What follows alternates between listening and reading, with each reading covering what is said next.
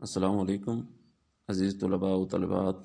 آج میں اردو ادب لیکچر کے فورم سے آپ سے مخاطب ہوں اور میں چاہتا ہوں کہ آپ کو اردو کے حوالے سے اتھینٹک انفارمیشن دی جائے۔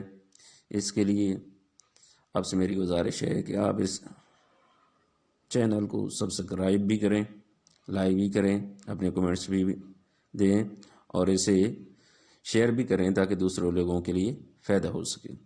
آج ہم اردو کی مثنویوں میں جو بدترین مثنوی شمار کی جاتی ہے اس کے حوالے سے ہم بات کریں گے، اور آپ کو اس چینل سے جو بھی انفارمیشن ملے گی وہ انتہائی اتھینٹک ہوگی، اور میں یہ چاہتا ہوں کہ آپ تک جو بھی انفارمیشن جائے اس میں کسی قسم کا ابہام نہ ہو، اور وہ آپ کو جس بھی پوسٹ میں آپ اپلائی کریں تو آپ کا کنسیپٹ کلیئر ہو تو آپ اس کو اچھی طرح ذہن نشین بھی کر سکیں، اور آپ کے انٹرویو میں بھی وہ بہت مددگار ثابت ہوگی۔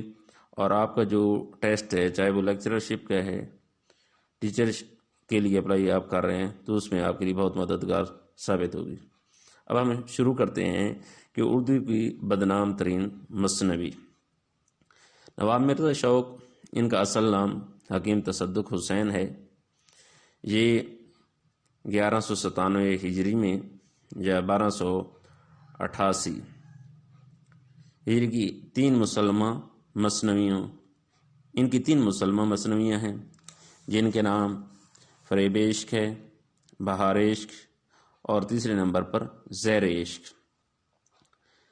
ان تین مثنویوں میں جو سب سے زیادہ مشہور ہوئی وہ زیر عشق ہے، اور اسے ہی اردو کی بدترین یا بدنام ترین مثنوی سمجھی جاتی ہے۔ مرزا شوق کے پوتے جو احسن لکھنوی ہیں وہ کہتے ہیں کہ اس میں جو واقعہ بیان کیا گیا ہے وہ سچا واقعہ ہے۔ اس میں شوق کے جو نسبتی بھائی تھے مرزا عباس، اور ان کی شادی ایک ایسی عورت سے ہوئی تھی،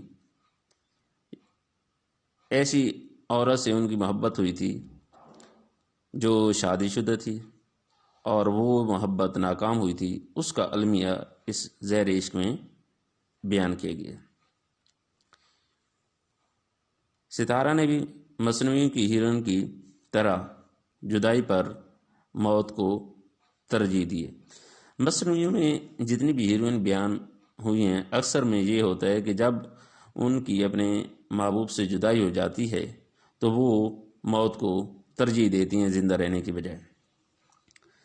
تو مرزا شوق نے اس مثنوی میں عاشق اور معشوق کی آخری ملاقات کی ہم آگیں گفتگو سن لی، جس سے ایسی کیفیت طاری ہوئی کہ رات بھر کمرہ کی دیوار پر کوئلے سے اشعار لکھتے رہے۔ زیر عشق اتنی مقبول مثنوی تھی کہ خنجر عشق، سوز عشق اور قہر عشق وغیرہ کی مثنویاں اسی انداز پر تحریر ہوئیں، لیکن ان کے اندر وہ بات پیدا نہ ہو سکی جو زیر عشق کے اندر تھی۔ لیکن تعجب کی بات یہ ہے کہ اتنی مقبولیت کے باوجود بھی قدیم دور کے صرف 3 تذکرہ نگاروں نے اس کو ذکر کیے ہیں۔ حال ہی نے یوں مذمت کی شوق نے مثنویوں میں اپنی بلحیبسی اور کامجوئی کی سرگزشت بیان کی ہے، یا یوں کہو کہ اپنے اوپر افتراء باندھا ہے۔ مرزا شوق سے ایک مثنوی لذت عشق بھی ہے۔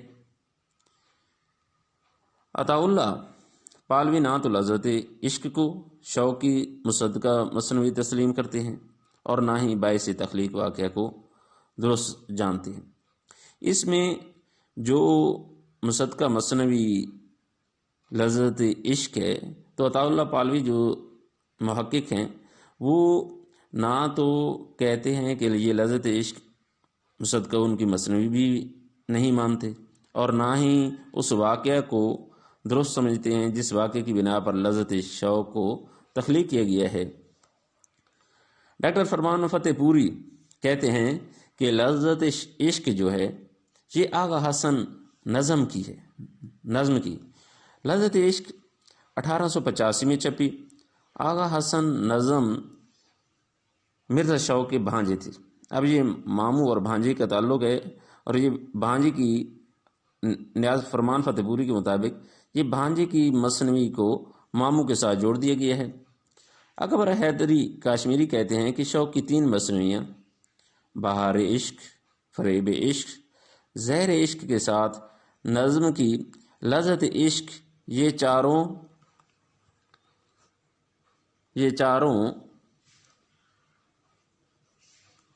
مثنویاں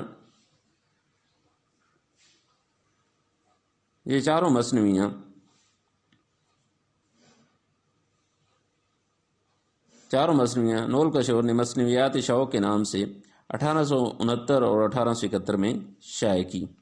اس لیے آغا حسن نظم کی لذت شوق بھی شوق کے نام سے منسوب ہوگی۔ آج یہ ہمارا مختصر سا لیکچر تھا اردو کی بدنام ترین مثنوی، جس میں آپ یہ جان چکے ہوں گے کہ اردو نواب مرزا شوق جن کی 3 مثنویاں، اور اس میں جو زہر عشق ہے وہ مثنوی زیادہ مشہور ہے۔ اس کی وجہ یہ ہے کہ جب ایک محبوبہ اپنے عاشق سے جدا ہوتی ہے تو وہ زہر کھا کے اپنی زندگی کا اختتام کر لیتی ہے۔ امید ہے یہ ویڈیو آپ کے نالج میں اضافہ کرے گی، اور اس طرح کی ویڈیو کا سلسلہ آپ کے ساتھ جاری رہے گا۔ اب تک کے لیے اللہ حافظ۔